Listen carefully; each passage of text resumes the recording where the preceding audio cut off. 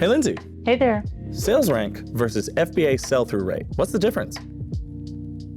Sales rank is a metric we use to indicate a product's sales performance relative to other items within its category. Many factors go into determining rank, and top factors influencing this metric are recent and historical sales data. Unlike FBA sell-through rate, a low number is a good thing. A low sales rank, such as number 1, indicates higher sales volume relative to other products in the category. A higher rank, such as 100,000, would suggest lower comparative sales performance. Here is an overview of the key differences.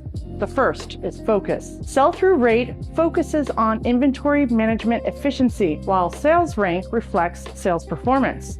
The second, control. Sellers have more direct influence over sell-through rate through inventory management practices. Sales rank is more dependent on dynamics and competition. The third is interpretation.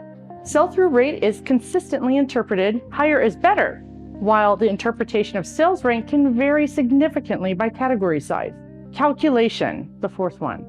Sell-through rate is a straightforward calculation based on your own sales and inventory data. Sales rank is calculated by multiple factors within a category's products. And then the last one, utility. Well, how to use this information.